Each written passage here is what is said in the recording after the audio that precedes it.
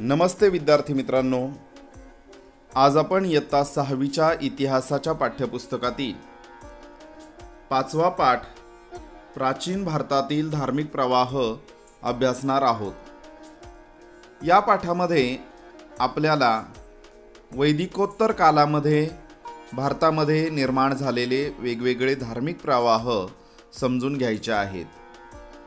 या अगोदरच्या पाठामध्ये आपण वैदिक संस्कृतीविषयी माहिती घेतलेली आहे।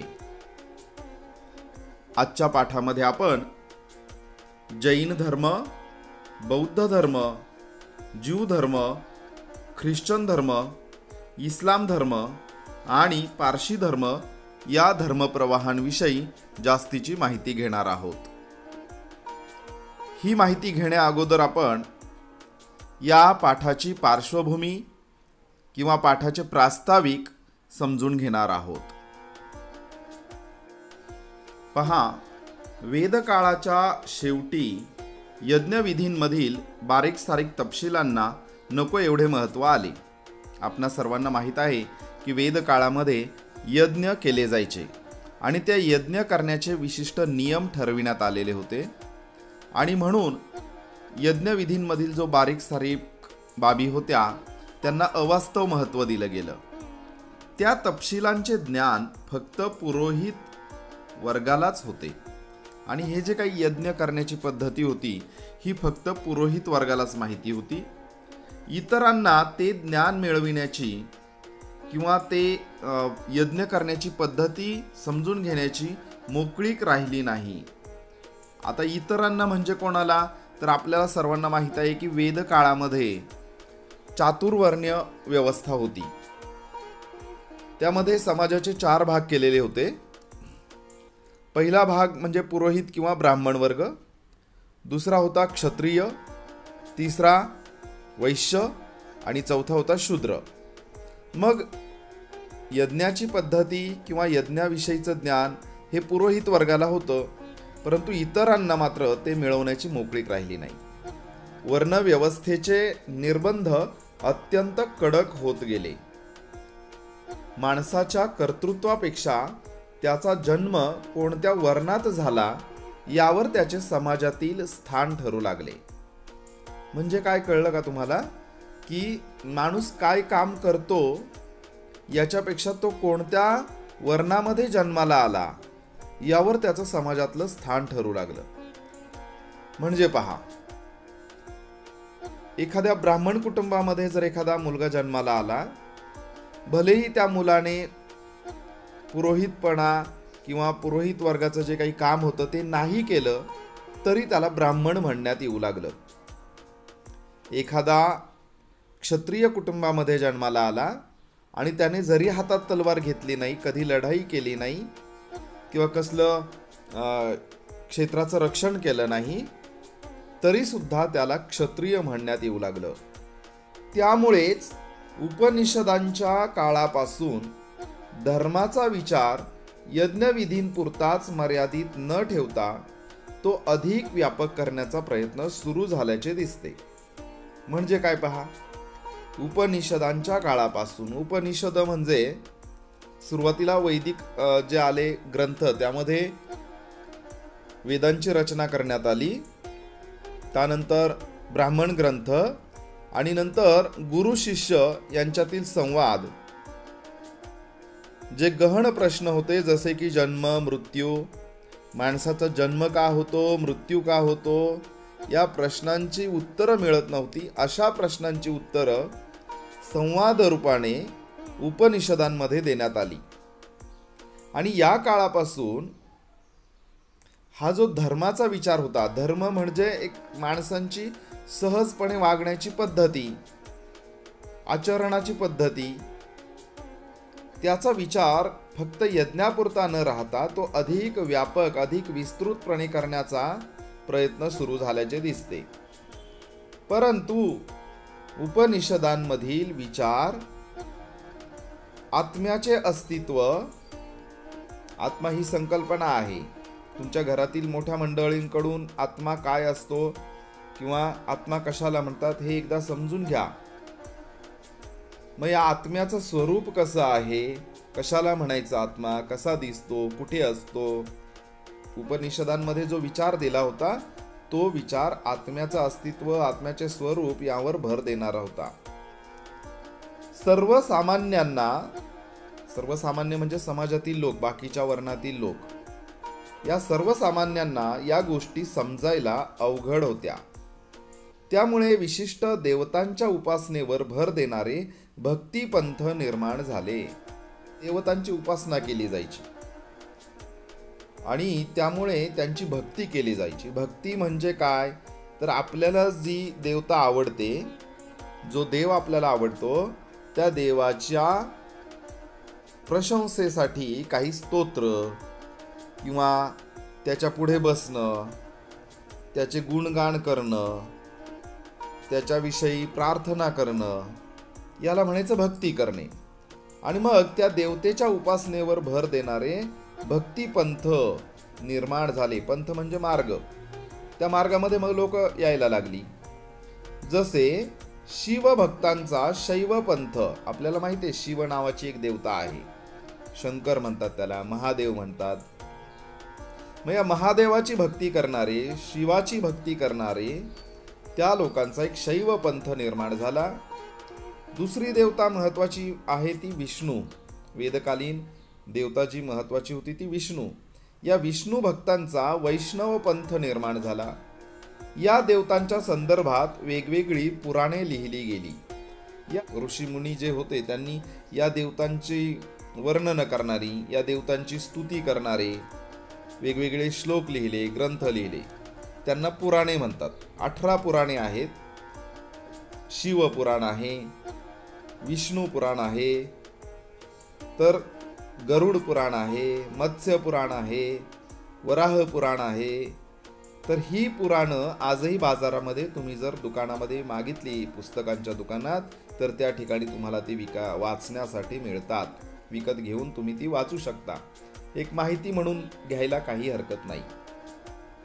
इसवी सन पूर्व 6व्या शतकात, हे ध्यानात ठेवा, इसवी सन पूर्व 6व्या शतकात सर्वसाधारण मनुष्याला सहज कळेल असा धर्माचा विचार मांडण्याचा प्रयत्न करणारे विचार प्रवाह निर्माण झाले. त्याचं कारण काय होतं, तर उपनिषदांमध्ये जो अवघड विचार दिला होता, आत्म्याचे अस्तित्व, आत्म्याचे स्वरूप, हा सर्वसामान्य माणसांना काही समजत नव्हता. आणि म्हणूनच त्या काळातील लोकांनी सहजपणे इतर लोकांना कळेल असा धर्माचा विचार मांडण्याचा प्रयत्न केला. त्यावेळेस आणखी लोकांना काही गोष्टी समजायला लागल्या की प्रत्येक व्यक्तीला स्वतःच्या उन्नतीचा मार्ग शोधण्याचे स्वातंत्र्य आहे. स्वतःची प्रगती स्वतः करू शकतो, त्याचं स्वातंत्र्य प्रत्येक व्यक्तीला आहे, याची जाणीव अनेकांना झाली. त्यातून पुढे नवीन धर्म प्रस्थापित झाले. व्यक्तीच्या नवीन विचार आले, नवीन धर्म सुद्धा निर्माण झाले. व्यक्तीच्या उन्नतीसाठी जातीपातीचा भेदभाव महत्त्वाचा नसतो. तुम्हाला माहिती आहे की जातीपाती ज्या होत्या सुरुवातीला त्या कर्मानुसार ठरायच्या, कामानुसार ठरायच्या. आता मात्र वैदिकोत्तर कालामध्ये त्या जाती जन्मानुसार ठरायला लागल्या होत्या. त्यामुळे निश्चित तिथे भेदभाव केला जायचा. हा चांगल्या वर्णातला आहे, तो हलक्या वर्णातला आहे, उच्च जातीतला आहे, तो कनिष्ठ जातीतला आहे. मग त्याने वेदांचा अभ्यास करायचा नाही, वेदांची माहिती घ्यायची नाही. अशा प्रकारचा भेदभाव त्या ठिकाणी केला गेला. आणि मग नवीन आलेल्या धर्मांनी त्याच बाबीवर लक्ष केंद्रित केलं की सर्व जातीपातीतली माणसं एकच आहेत. स्वतःची उन्नती करण्यासाठी कसलाही भेदभाव करण्याची आवश्यकता नाही. आणि हेच या धर्मांनी ठळकपणे मांडले. त्या धर्मांनी, त्या धर्मप्रवाहांनी, धर्मविचारांनी शुद्ध आचरणाचे महत्त्व लोकांच्या मनावर ठसवले. शुद्ध आचरण म्हणजे स्वतःचं शुद्ध वागणं. नवीन विचारांच्या प्रवर्तकांमध्ये वर्धमान महावीर आणि गौतम बुद्ध यांचे कार्य विशेष महत्त्वाचे आहे. नवीन विचारांच्या प्रवर्तकांमध्ये, प्रवर्तक म्हणजे नवीन विचारांचा प्रसार आणि प्रचार करणाऱ्या व्यक्ती, त्यामध्ये वर्धमान महावीर आणि गौतम बुद्ध या दोन व्यक्तींचं कार्य विशेष महत्त्वाचं आहे. आजच्या पाठामध्ये आपण जैन धर्म की ज्याचे प्रवर्तक वर्धमान महावीर आहेत, या धर्माविषयी आपण माहिती घेणार आहोत. जैन धर्म. जैन धर्म हा भारतातील प्राचीन धर्मांपैकी एक महत्त्वाचा धर्म आहे पहा. तर हे आहेत वर्धमान महावीर.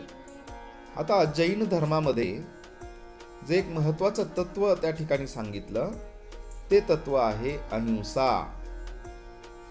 जैन धर्मात अहिंसा या तत्वाला महत्त्व दिलेले आहे. अहिंसा म्हणजे काय? तर कोणालाही शारीरिक किंवा मानसिक किंवा भावनिक दुखापत करायची नाही. कोणत्याही व्यक्तीला, कोणत्याही प्राण्याला अशी दुखापत करायची नाही, त्याला म्हणायचं अहिंसा.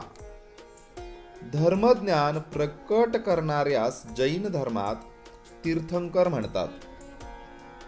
जैन धर्माचं जे ज्ञान आहे ते धर्मज्ञान लोकांना सांगायचं, लोकांपुढे उघड करायचं, हे कार्य करणाऱ्यास जैन धर्मात तीर्थंकर म्हणतात. जैन परंपरेत सांगितल्याप्रमाणे एकूण 24 तीर्थंकर होऊन गेले. पहा, यावरून आपल्याला कल्पना येते की इसवी सन पूर्व 6व्या शतकामध्ये वर्धमान महावीर झालेत. मग त्यांच्या आधी जैन धर्म अस्तित्वात होता. म्हणजे खरोखर जैन धर्म हा अत्यंत प्राचीन धर्म आहे. वर्धमान महावीर जैन धर्माच्या परंपरेतील 24वे तीर्थंकर होत. आता आपण वर्धमान महावीर यांच्याबाबतची माहिती घेऊ. वर्धमान महावीर यांचा जन्म इसवी सन पूर्व 599 आणि मृत्यू इसवी सन पूर्व 527 मध्ये झाला. आज ज्या राज्याला आपण बिहार या नावाने ओळखतो, त्या राज्यामध्ये प्राचीन काळी वृज्जी नावाचे एक महाजनपद होते. आपण पाहिले महाजनपद कशाला म्हणायचं? महाजनपद म्हणजे दोन जनपदे, दोन किंवा जास्तीची जनपदे एकत्र जोडल्या गेल्यानंतर जो मोठा प्रदेश तयार व्हायचा त्याला म्हणायचं महाजनपद. मग या वृज्जी नावाचं जे महाजनपद होतं त्याची राजधानी होती वैशाली. म्हणजे त्या महाजनपदाचा जो राजा होता तो वैशाली या नगरामध्ये राहायचा. वैशाली नगराचा एक भाग असलेल्या कुंडग्राम येथे वर्धमान महावीरांचा जन्म झाला. त्यांच्या पित्याचे नाव सिद्धार्थ आणि आईचे नाव त्रिशला होते. वर्धमान महावीरांनी ज्ञानप्राप्तीसाठी घरादाराचा त्याग केला. 12.5 वर्ष तपश्चर्या केल्यानंतर त्यांना ज्ञानप्राप्ती झाली. हे ज्ञान केवल म्हणजे विशुद्ध स्वरूपाचे होते. म्हणून त्यांना केवली असे म्हटले जाते. ते केवल हे जे शुद्ध स्वरूपाचं ज्ञान होतं ते वर्धमान महावीरांना मिळालं, म्हणून त्यांना केवली असे म्हटले जाते. शरीराला सुखकारक वाटणाऱ्या गोष्टींनी होणारा आनंद आणि त्रासदायक गोष्टींनी होणारी पीडा यांचा स्वतःवर काहीही परिणाम होऊ न देणे म्हणजे विकारांवर विजय मिळवणे. बघा, आपल्याला कोणी गुलाबजाम दिले, खाऊ दिला तर खूप आनंद होतो. पण कुणी जर आपल्या हातातला खाऊ हिसकावून घेतला, कुणी जर आपल्याला मारलं तर आपल्याला पीडा होते, आपल्याला त्रास होतो. मग अशी एक मनाची अवस्था होती की कोणी खायला दिलं तरी त्याचं फार आनंद नाही आणि कोणी आपल्या जवळचं घेतलं तर त्याचंही खूप दुःख नाही, त्याची खूप पीडा नाही. अशा प्रकारचं जे जगणं होतं त्याला म्हणायचं विकारांवर विजय मिळवणे. असा विजय त्यांनी मिळवला होता वर्धमान महावीरांनी. म्हणून त्यांना जिन म्हणायचे. जिन म्हणजे जिंकणारा. जिन या शब्दापासून जैन हा शब्द तयार झाला. जैन धर्म, तर जैन हा जो शब्द आहे तो जिन या शब्दापासून तयार झाला. विकारांवर विजय मिळवणारे महान वीर म्हणून वर्धमान यांना महावीर म्हटले जाते. ज्ञानप्राप्तीनंतर लोकांना धर्म समजावून सांगण्यासाठी त्यांनी सुमारे 30 वर्ष उपदेश केला. लोकांना धर्म सहजपणे कळावा म्हणून वर्धमान महावीर यांनी अर्धमागधी या लोकभाषेतून लोकांशी संवाद साधत. लोकांची बोलण्याची भाषा होती अर्धमागधी. त्या भाषेमध्ये वर्धमान महावीर लोकांशी संवाद साधायचे. त्यांनी सांगितलेला धर्म हा शुद्ध आचरणावर भर देणारा होता. शुद्ध आचरणासाठी, आचरण म्हणजे वागणे, शुद्ध आचरणासाठी त्यांनी सांगितलेल्या मार्गाचे सार पंचमहाव्रते आणि त्रिरत्ने यामध्ये सामावले आहे. आता पंचमहाव्रते आणि त्रिरत्ने काय आहेत हे आपण पुढे पाहणार आहोत. लोकांना उपदेश करण्यासाठी तीर्थंकरांच्या ज्या सभा होत त्यांना समवसरण असे अर्धमागधी भाषेत म्हणत असत. हे समवसरण समतेवर आधारलेले असे. समवसरणामध्ये सर्व वर्णांतील लोकांना प्रवेश असे. हे त्याचं वैशिष्ट्य होतं की कोणत्याही वर्णाचा जर व्यक्ती तिथे गेला तर त्यांना त्या ठिकाणी प्रवेश मिळायचा. पहा, वर्धमान महावीरांनी पंचमहाव्रते सांगितली आहेत. पंचमहाव्रते म्हणजे अत्यंत काटेकोरपणे पाळण्याचे 5 नियम. पहिला नियम आहे अहिंसा. कोणत्याही जीवाला दुखापत होईल किंवा त्याची हिंसा होईल असे वागू नये. पहा, आणि हे नियम आपण सुद्धा पाळण्याची गरज आहे. पाळून पहा तुम्हाला कसं वाटतंय. जेवढे नियम तुम्हाला पाळता येतील, तुम्ही कोणत्याही धर्मामध्ये असा, हिंदू असा, मुस्लिम असा, ख्रिश्चन असा, जैन असा, परंतु हे नियम पाळण्याचा काटेकोरपणे अवलंब करा. प्रयत्न करून पहा. तुम्हाला जर चांगलं वाटलं तर त्याचा स्वीकार करा. तुम्हाला नको असेल तर त्याचा त्याग करा, सोडून द्या. परंतु निश्चितपणे ते काही दिवस तरी पाळून पहा. अहिंसा, अहिंसेचं तत्व. दुसरा आहे नियम सत्य. प्रत्येक वचन आणि कृती खरेपणाची असावी. तुम्ही जे बोलता आणि तुम्ही जे करता ते खरेपणाचं असावं, असं दुसरं नियम त्यांनी दिलेला आहे. तिसरा नियम आहे अस्तेय. अस्तेय म्हणजे काय तर स्थेय म्हणजे चोरी, स्थेय. आणि दुसऱ्याच्या मालकीची किंवा हक्काची गोष्ट मालकाच्या संमतीशिवाय घेणे म्हणजे मालकाला न विचारता त्याच्याकडची वस्तू घेणे म्हणजे चोरी. चोरी न करणे म्हणजे अस्तेय. त्याला अ हा उपसर्ग लागलेला आहे. स्थेय, अस्तेय. चोरी न करणे म्हणजे अस्तेय. चौथा नियम आहे, पंचमहाव्रतापैकी चौथा नियम आहे अपरिग्रह. मनात हाव बाळगून मालमत्तेचा साठा करण्याकडे माणसाचा कल असतो. ती एक सहज प्रवृत्ती असते. समजा मला कोणी 2 बिस्किटं दिली तर मला वाटतं की मला अजून बिस्किटं द्यावीत, म्हणजे मग मी नंतर खाईल ती. आणि असा साठा करण्याचा जो कल असतो तो साठा न करणे म्हणजे अपरिग्रह. पाचवा नियम आहे ब्रह्मचर्य. शरीराला सुखकारक वाटणाऱ्या गोष्टींचा त्याग करून व्रतांचे पालन करणे म्हणजे ब्रह्मचर्य. आता शरीराला सुखकारक म्हणजे काय? मला रोज पंचपक्वान्न खायला मिळाली, गोडधोड खायला मिळालं तर हे सुखकारकच आहे. रोज मला गादीवर झोपायला मिळालं, पंख्याची हवा मिळाली, या सर्व गोष्टी आपल्या शरीराला सुखकारक आहेत. मग अशा गोष्टींचा त्याग करायला सांगितलंय. यालाच म्हणायचं ब्रह्मचर्य. त्यानंतर आता पाहू त्रिरत्ने. त्रिरत्ने म्हणजे पहिलं आहे पहा सम्यक दर्शन, दुसरं आहे सम्यक ज्ञान आणि तिसरं आहे सम्यक चारित्र्य. ही 3 तत्वे. सम्यक याचा अर्थ संतुलित असा आहे. पहिला आहे सम्यक दर्शन. कशाला म्हणायचं सम्यक दर्शन? तर तीर्थंकरांच्या उपदेशातील सत्य जाणून घेऊन त्यावर श्रद्धा ठेवणे. दुसरा आहे सम्यक ज्ञान. तीर्थंकरांच्या उपदेशाचा आणि तत्वज्ञानाचा नित्य अभ्यास करून त्याचा सखोल अर्थ समजून घेणे. तिसरा आहे पहा सम्यक चारित्र्य. तर पंचमहाव्रतांचे काटेकोर आचरण करणे याला म्हणायचं सम्यक चारित्र्य. पंचमहाव्रत माहित आहेत तुम्हाला. आता पहा उपदेशाचे सार. त्यांनी जे उपदेश केला त्याचं सार या ठिकाणी तुम्हाला अभ्यासासाठी दिलंय. महावीरांच्या उपदेशातील अनेकांतवाद म्हटला जाणारा सिद्धांत सत्याच्या शोधासाठी फार महत्वाचा मानला जातो. आता प्रत्येक धर्मामध्ये सत्य काय आहे, जगामध्ये सत्य काय आहे याचा शोध घेण्याचा सल्ला दिला जातो. अनेकांत या शब्दातील अंत या शब्दाचा पैलू असा अर्थ आहे. सत्याचा शोध घेताना विषयाच्या केवळ एखाद दुसऱ्या पैलूवर लक्ष देऊन निष्कर्ष काढल्यास सत्याचे पूर्ण ज्ञान होऊ शकत नाही. म्हणून त्या विषयाच्या अनेक पैलूंकडे, अनेक पैलू म्हणजे अनेक बाजूंकडे, पैलू म्हणजे वेगवेगळ्या बाजूने विचार करावा लागतो त्याचा.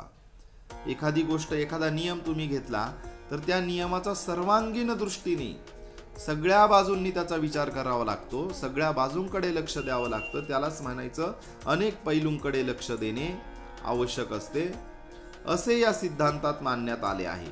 कोणता सिद्धांत? अनेकांतवाद. या सिद्धांतामुळे समाजामध्ये स्वतःच्या मतांविषयी दुराग्रह धरण्याची वृत्ती राहत नाही. म्हणजे काय? तर समजा मी एखाद्या धर्माचा प्रवर्तक आहे, मग मी फक्त हेच म्हणायचं नाही की माझाच धर्म चांगला आहे, माझ्या धर्माकडे सगळ्यांनी या, असं नाही. तर दुसरा काय म्हणतोय, त्याने नवीन धर्म स्थापन केला आहे, त्याच्या धर्माची बाजू काय आहे ती सुद्धा तुम्ही समजून घेतली पाहिजे. सगळ्या पैलूंवर तुम्ही त्याचा विचार केला पाहिजे. म्हणजेच याला म्हणायचं अनेकांतवाद. इतरांच्या मतांविषयी सहिष्णुता निर्माण होते. यामुळे काय होतं, इतरांनी जे व्यक्त केलंय मत, जे मांडलंय त्याला समजून घेण्याची क्षमता, त्याचा स्वीकार करण्याची क्षमता, त्याचा चांगलेपणा स्वीकार करण्याची क्षमता, याला म्हणायचं सहिष्णुता. मनुष्याचा मोठेपणा त्याच्या वर्णावर अवलंबून नसून त्याच्या उत्तम चारित्र्यावर अवलंबून असतो, अशी वर्धमान महावीरांची शिकवण होती. म्हणजे पहा, एखादा ब्राह्मण आहे किंवा एखादा क्षत्रिय आहे म्हणून तो खूप मोठा असं मानायचं नाही. किती साध्या सोप्या शब्दात सांगितलंय. तो वागतो कसा, त्याचं चारित्र्य कसं आहे, खरेपणाची किती जाणीव ठेवतो, इतरांना किती मदत करतो, याच्यावर त्या व्यक्तीचा मोठेपणा अवलंबून असतो. भलेही तो शूद्र वर्णात असू किंवा वैश्य वर्णात असू किंवा कोणत्याही वर्णामध्ये असो, परंतु त्या माणसाचं वर्तन कसं आहे, त्याचं वागणं कसं आहे, यावरच त्या मनुष्याचा मोठेपणा निश्चित केला जातो. आणि हा विचार वर्धमान महावीरांनी आपल्या शिकवणीतून दिला आहे. स्त्रियांना ज्ञान मिळवण्याचे मार्ग वैदिक परंपरेमध्ये हळूहळू बंद झाले होते. मात्र वर्धमान महावीरांनी स्त्रियांनाही संन्यास घेण्याचा अधिकार दिला. आपल्याला माहित आहे, वैदिक काळाच्या शेवटी स्त्रियांच्यावर सुद्धा बंधनं आली होती. त्यांनाही दुय्यम स्थानाची वागणूक देण्यात येत होती. परंतु वर्धमान महावीरांनी स्त्रियांना सुद्धा संन्यास घेण्याचा अधिकार दिला. सर्व प्राणीमात्रांवर प्रेम करा, मनामध्ये इतरांबद्दल दया आणि करुणा असू द्या, जगा आणि जगू द्या. तुम्ही स्वतः जगा आणि इतर प्राणीमात्रांनाही जगू द्या, असा उपदेश वर्धमान महावीरांनी केला आहे. अत्यंत चांगला, अत्यंत प्राचीन असा जैन धर्म आहे. जैन धर्माची जी तत्व आहेत तीही आपण आपल्या दैनंदिन जगण्यामध्ये आचरणात आणू शकता. तो त्या धर्मातला विचार आहे म्हणून आम्ही त्याचा स्वीकार करायचा नाही असं काहीही नसतं. फक्त तो जर विचार चांगला असेल, तुम्ही ज्या धर्मामध्ये आहात त्या धर्मामध्ये राहून इतर धर्मांचे चांगले नियम सुद्धा तुम्ही पाळायला हरकत नाही, कारण त्यामुळे तुमच्यातला मनुष्य चांगल्यापणाने जीवन जगू शकतो. अशा प्रकारे आपण या ठिकाणी आज थांबत आहोत. पुढचा जो आपल्याला धर्म अभ्यासायचा आहे तो आहे 5.2 बौद्ध धर्म, की ज्याची जगाने दखल घेतलेली आहे. जगातील बऱ्याच राष्ट्रांमध्ये बौद्ध धर्माचा प्रसार आणि प्रचार झालेला आहे. आणि बौद्ध धर्माचे संस्थापक होते गौतम बुद्ध. तर त्या गौतम बुद्धांनी स्थापन केलेल्या बौद्ध धर्माची माहिती आपण पुढच्या पाठामध्ये घेणार आहोत. तोपर्यंत सर्वांना मनपूर्वक धन्यवाद. पुन्हा भेटू पुढच्या व्हिडिओमध्ये. Bye bye.